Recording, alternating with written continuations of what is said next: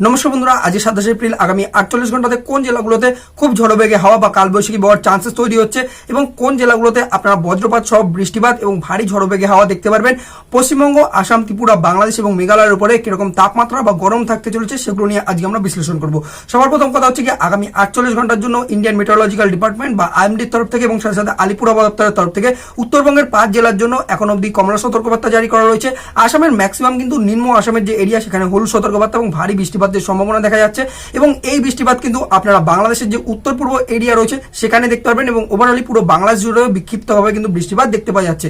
অন্যদিকে কিন্তু দেখতে পাওয়া যাচ্ছে যে আমাদের ত্রিপুরার উপরে হলুদ সতর্কবার্তা বা বজ্রপাত সহ কিন্তু এখানে আপনারা হালকা রকম বৃষ্টিপাত এবং অন্যদিকে আমাদের পশ্চিমবঙ্গের দক্ষিণ ভাগ এবং সাথে সাথে কিন্তু বাংলাদেশের যে দক্ষিণের এরিয়া রয়েছে এখানে আপনারা কিন্তু কালবৈশাখী উপলব্ধি করতে পারবেন এবং মোটামুটিভাবে গরম বা টেম্পারেচার পুরোভাবে কিন্তু অনেকটা পরিমাণের কমছে। এবার আমরা এক এক জেলা করে দেখার চেষ্টা করবো যে কোন জায়গাতে কিরকম ভাবে মানে আর কি ওয়েদার অ্যাডভান্স করছে। সবার প্রথম কথা হচ্ছে গিয়ে এক্ষেত্রে আমরা নিচু লেভেলের হাওয়া বা 925 হেক্টোপাস্কেলে কিরকম হাওয়া বইছে সেটা দেখে নিই। তো এক্ষেত্রে বঙ্গোপসাগর থেকে একটা উচ্চচাপীয় বলয় বা বলা যেতে পারে যে অ্যান্টি সাইক্লোন বর্তমানে রয়েছে, যার জন্য জলীয় বাষ্পপূর্ণ হাওয়া পুরোপুরিভাবে কিন্তু আসতে পারছে না। এবার এই হাওয়াটাতে জলীয় বাষ্পপূর্ণ হাওয়া রয়েছে, তো এই হাওয়ার সাথে উপরের লেভেলের হাওয়া মিক্সিং হয়ে কিন্তু একরকম ভাবে বজ্রপাত, মেঘ এগুলো কিন্তু তৈরি করছে এবং যার জন্য কিন্তু পুরোভাবে কালবৈশাখী আমাদের যে দক্ষিণবঙ্গের মেদিনীপুর রয়েছে এবং সাথে সাথে যে নর্থ 24 পরগনা বা সাউথ 24 পরগনার এরিয়া রয়েছে এখানে আপনারা দেখতে পারবেন।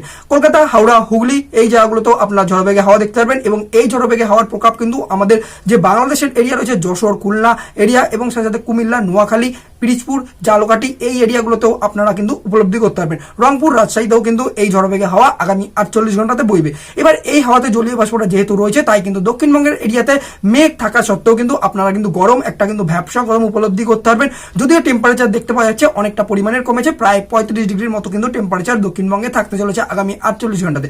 অন্যদিকে আমাদের বর্ধমান, পূর্ব বর্ধমান, পশ্চিম বর্ধমান, পুরুলিয়া, বাঁকুড়া, বীরভূমের এরিয়া অর্থাৎ শিউরির এরিয়া বা শান্তিনিকেতন, বোলপুরের এরিয়া এবং রামপুরহাটের এরিয়া এখানেও কিন্তু টেম্পারেচার কমেছে। আকাশে মেঘ সমেত কিন্তু বজ্রপাত আপনারা উপলব্ধি করতে পারবেন এবং আমাদের যে মুর্শিদাবাদের এরিয়া রয়েছে, বহরমপুরের এরিয়া রয়েছে এবং নদিয়া, কৃষ্ণনগরের এরিয়া, কল্যাণীর এরিয়া এখানেও কিন্তু আপনারা গরম কিন্তু দেখতে পারবেন, কিন্তু আকাশে মেঘ থাকবে এবং বজ্রপাত কিন্তু হবে এবং হাওয়া কিন্তু বইবে। এবার দক্ষিণবঙ্গে যে ঝড়টা বইবে সেক্ষেত্রে যে ঝড়ের পরিমাণ প্রায় 40 থেকে 50 কিলোমিটার পার আওয়ারে কিন্তু ঝড়ো বেগে হাওয়া বইবে। এবার আমরা উত্তরবঙ্গের কোন জেলাগুলোতে বৃষ্টিপাত রয়েছে এবং দক্ষিণবঙ্গের কোন জেলায় বৃষ্টিপাত রয়েছে সেগুলো নিয়ে আলোচনা করবো। সবার প্রথম কথা হচ্ছে গিয়ে এক্ষেত্রে মানে জলীয় বাষ্প দেখতে গেলে 850 হেক্টোপাস্কেল দেখতে হবে। এক্ষেত্রে সাইক্লোনিক সার্কুলেশন আমাদের বিহারের উপরে এবং সাথে সাথে কিন্তু আমাদের যে পশ্চিমবঙ্গের উত্তরের এরিয়া রয়েছে এখানে একটা সাইক্লোনিক সার্কুলেশন দেখতে পাওয়া যাচ্ছে। অন্যদিকে কিন্তু 500 হেক্টোপাস্কেলে আমাদের এখান থেকে ভালোভাবে কিন্তু হাওয়া বইছে, যার জন্য কিন্তু আমাদের উত্তরের এরিয়াতে কিন্তু একটা নিম্নচাপের ক্ষেত্র তৈরি করেছে এবং এই জায়গাতে বৃষ্টিপাত কিন্তু তৈরি হচ্ছে, যার জন্য কিন্তু আমাদের ভারী বৃষ্টিপাতের দেখতে পাওয়া যাবে আমাদের যে শিলিগুড়ির এরিয়া বা জলপাইগুড়ির এরিয়া এবং সাথে সাথে কিন্তু যে আলিপুরদুয়ার রয়েছে, কোচবিহারের এরিয়া, মাথাভাঙা, ফালাকাটা, দিনহাটা, শীতলকুচির এরিয়া এই জায়গাগুলোতে আপনারা দেখতে পারবেন এবং সাথে সাথে দার্জিলিং এর এরিয়া এখানে আপনারা কিন্তু ভারী বৃষ্টিপাত দেখতে পারবেন।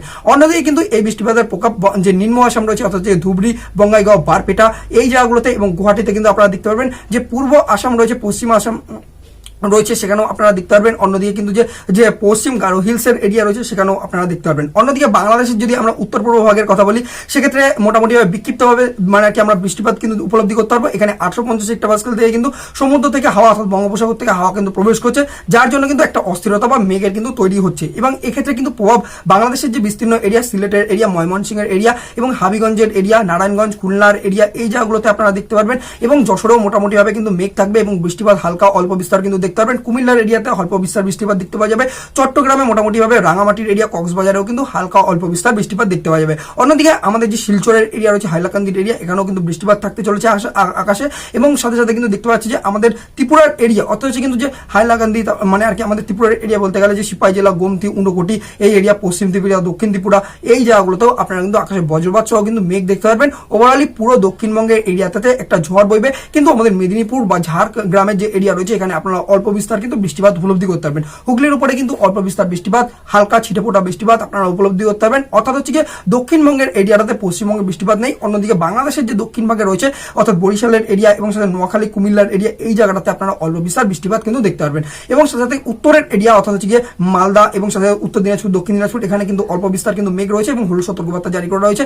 বৃষ্টিপাত সেরকম একটা নেই, কিন্তু উত্তরের এরিয়াগুলোতে কিন্তু ভারী রকম বৃষ্টিপাত এবং বজ্রপাত, ঝড়ো বেগের হাওয়া কিন্তু রয়েছে। তো যারা কিন্তু আপনারা বাইরে কাজ করছেন অবশ্যই অবশ্যই সতর্কভাবে কিন্তু উত্তরবঙ্গের এরিয়ার মানুষরা কিন্তু বেরাবেন। আগামী 48 ঘন্টাতে 28 তারিখ এবং 29 তারিখ এরকম আবহাওয়া কিন্তু বইবে, অর্থাৎ হচ্ছে কি আগামী 48 ঘন্টাতে আপনাদের কিন্তু সতর্ক থাকতে হবে। তো ভিডিওটা আপনারা কোন জেলা থেকে দেখছেন অবশ্যই কমেন্ট বক্সে জানাবেন যে আপনাদের জেলাতে কিরকম আর কি ওয়েদার কন্ডিশন রইলো, সেটা নিয়ে অবশ্যই লিখবেন। আর এরকম যদি আপনারা রেগুলার আবহাওয়া সম্পর্কিত আপডেট পেতে চান তাহলে আবহাওয়া দর্পণকে অবশ্যই ইউটিউবে সাবস্ক্রাইব করবেন।